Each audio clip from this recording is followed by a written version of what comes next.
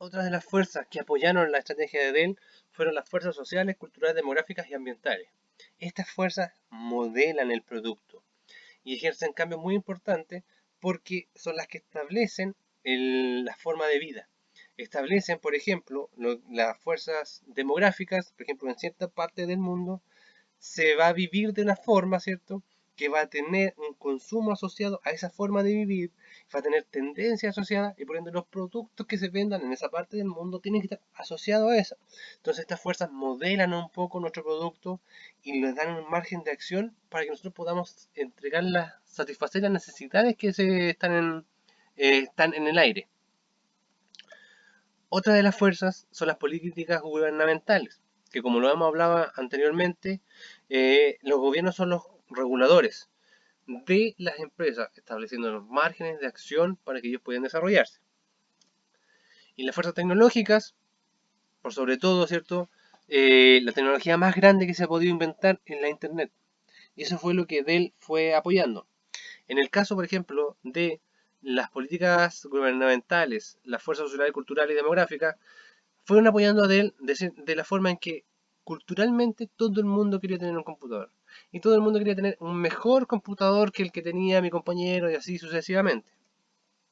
Las políticas gubernamentales estaban establecidas porque como las ventas por internet no estaban reguladas, o no estaban tan reguladas, era muy fácil para Dell poder vender por internet y poder hacer distribución de ello.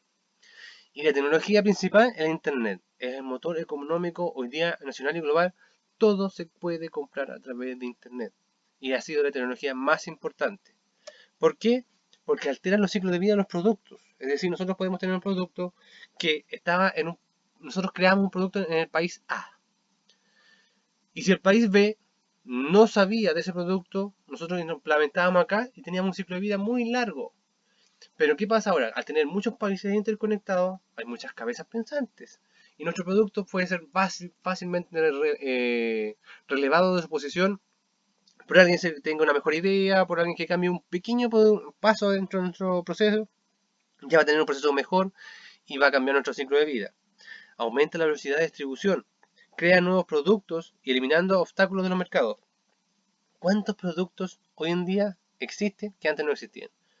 Uber, empresas de delivery, un montón de productos que antes no existían. Y que, por ejemplo, empresas que creen páginas web, empresas que tengan cursos online, todo eso antes no existía, porque fue la internet la que le dio el paso a este tipo de cosas. Ahora, viene el modelo de las 5 fuerzas de deportes.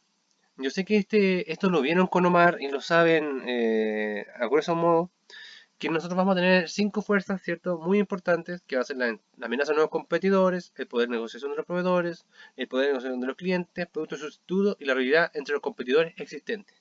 Estas son las 5 fuerzas que existen y que modelan un poco cómo nosotros nos vamos a comportar con nuestros competidores, ¿cierto? Y con nuestros clientes, etcétera. Entonces yo aquí, en estas diapositivas que continúan, hice un resumen bastante detallado, como por ejemplo una pequeña descripción en la realidad de los competidores, ¿cierto? De cómo se comporta, eh, qué es lo que hace, qué aumenta esta realidad, cómo esta se puede alterar, en el fondo, esta fuerza, cómo se puede alterar, cuáles son las medidas para que esta fuerza no se altere, cuáles son las estrategias acompañadas a esta fuerza y cómo éstas se van desenvolviendo. Esto lo hice en el modo resumen para cada una de las fuerzas y se los voy a dar de lectura, no lo voy a conversar ahora porque ya como lo vivieron con Omar, ya lo tienen más que sabido. Ante, bueno, cualquier duda, consulta, me escriben, no tengo ningún problema, pero creo que este resumen es bastante explícito y va a apoyarlo lo suficiente. Pero las 5 fuerzas de deporte son eso, son estructuras que vienen de mucho tiempo. Michael Porter aún está vivo, escribió su libro hace mucho tiempo y ha sido algo que ha perdurado, pero lleva mucho tiempo ya dentro de esta como industria de la economía y de las empresas, ¿cierto? Tenemos los nuevos mercados, o sea, tenemos las nuevas estrategias como los océanos azules, los nuevos pensamientos, pero también, por ejemplo, no solo nos quedamos en las 5 fuerzas de deporte, hay nuevos procesos que, por ejemplo, tienen las 10 fuerzas en donde cada una de las fuerzas que pudo preventar Porter fue subdividida en algunas más específicas y ha generado un marco de acción mucho más flexible dentro de la empresa, que es lo que nosotros estábamos buscando. Entonces, no es que las fuerzas de Porter estén mal, están bien, se manejan impresionantemente bien y globalmente son utilizadas porque pueden ser aplicadas a cualquier empresa, pero son súper estáticas y la manera que nosotros queramos enfocarlas y orientarlas para nuestra empresa tiene que ser completamente dinámica como nosotros lo hemos visto. Y eso es un poco lo que nos da el análisis FODA, que lo hemos visto ya en algunos ejemplos, ¿cierto? Las fortalezas, las oportunidades, las debilidades y las amenazas, que nos vienen a decir cómo nosotros nos comportamos con el ambiente externo como en el interno, ¿cierto? Y vemos cómo esto va evolucionando. Y esto principalmente nos va a nosotros a ayudar a identificar nuestras capacidades y recursos y cómo nosotros nos comportamos o aprovechamos esas capacidades para tomar las oportunidades que nos presentan en la vida diaria. Esto matemáticamente pensado se dice que una estrategia es la oportunidad dividida entre la capacidad. Es decir, si existen tantas oportunidades de negocio o tantas oportunidades de nosotros poder surgir, la capacidad que nosotros tenemos para tomar esas oportunidades va a ser la estrategia que nosotros tenemos que tomar. Es decir, nosotros tenemos que hacer que existan tantas oportunidades como tantas capacidades nosotros tengamos y que esta, por ejemplo, esta división sea un 1. El hecho de que nosotros hagamos como, por ejemplo, 1, algo, quiere decir que hay muchas más oportunidades que capacidades que nosotros tenemos. Y por el contrario, si nosotros tenemos un 0, algo en esta división ficticia, quiere decir que las oportunidades que nosotros estamos viendo en nuestro negocio son muy pocas y las capacidades que tenemos en nuestra empresa son mucho mayores. Es decir, que estamos despilfarrando recursos. Entonces es un poco como ese análisis matemático que se hace para esto. Es un poco pensando en que todo el dinero que nosotros no ganamos es dinero que estamos perdiendo. Ahora, si nosotros vemos esto como una optimización de productos matemáticos, si nosotros tenemos los factores, oportunidades, fortalezas y debilidades, la forma más fácil de optimizarlo es a través de una fórmula donde tenemos las oportunidades, ¿cierto? Dividido por las fortalezas menos nuestras debilidades. Es decir, todo lo bueno que nosotros podemos tener, menos los malos que podamos tener, con respecto a las oportunidades presentes, va a ser nuestra estrategia que nosotros debemos tomar. Y esto es lo que nosotros tenemos que maximizar, la toma de las oportunidades con respecto a nuestras fortalezas y nuestras debilidades. Y por ejemplo, si yo le hiciera esta pregunta, si se debe invertir tanto en las fortalezas para hacerlas más fuertes, o invertir en las debilidades para hacerlas menos competitivas. Para hacerlas, para hacerlas por lo menos competitivas. ¿Qué preferirían ustedes? Tenemos el caso de Boeing, recuerden, que él tenía una fortaleza en los contratos gubernamentales, ¿cierto? Su otra ala, que no era solo la fabricación, sino que la fabricación de aviones militares. ¿Y qué hizo él? Decidió enfocarse e invertir en sus fortalezas, que era eso, pero ¿qué pasó? Perdió mucho campo. Pero por otra parte, invertir en las debilidades puede ser que estamos invirtiendo en algo que está perdido, que realmente es una debilidad tan grande que no va a poder ser subsanada por más recursos que nosotros podamos entregar. Entonces, es ahí donde toma relevancia el análisis FODA y poder ver las alternativas de estrategia que nosotros podamos tener. Pero el análisis FODA también no es perfecto. También tiene muchas críticas. Una de ellas que genera muchas listas.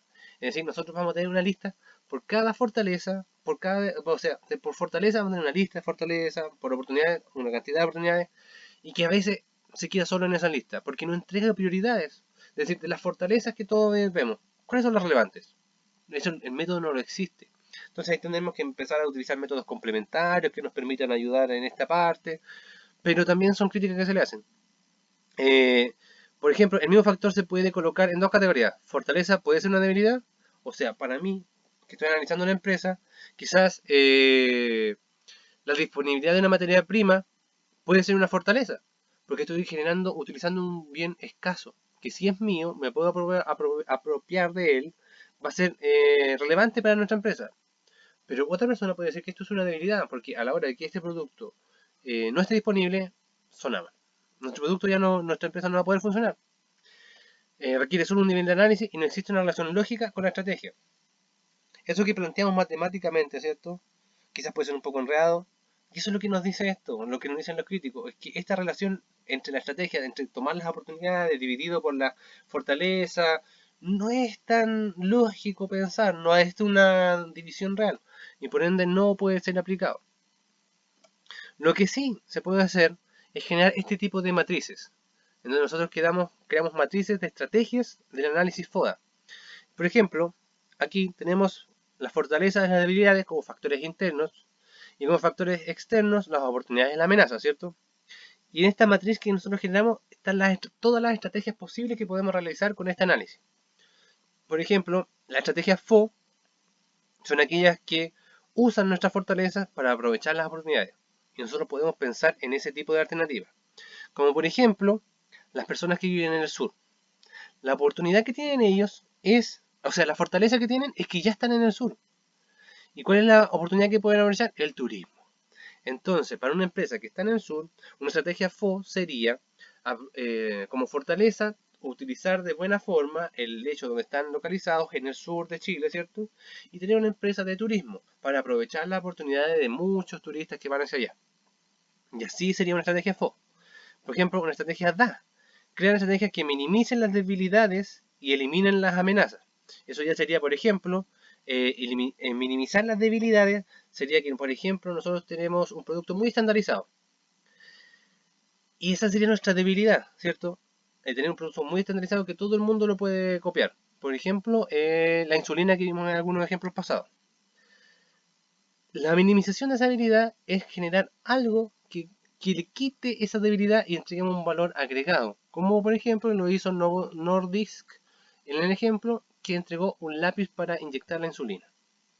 Y esto elimina completamente las amenazas, porque no hay ninguna otra empresa que genere el mismo producto que nosotros. Entonces una estrategia DA sería esa. Y así es como se va jugando con este tipo de matrices y que es el resultado final que puede tener un análisis FODA. Ya muchachos, hasta aquí este es el final del video. Espero que si nos extendimos un poco más de lo de costumbre, era mucha materia. Espero haber ayudado. Cualquier duda, consulta, no duden en escribirme.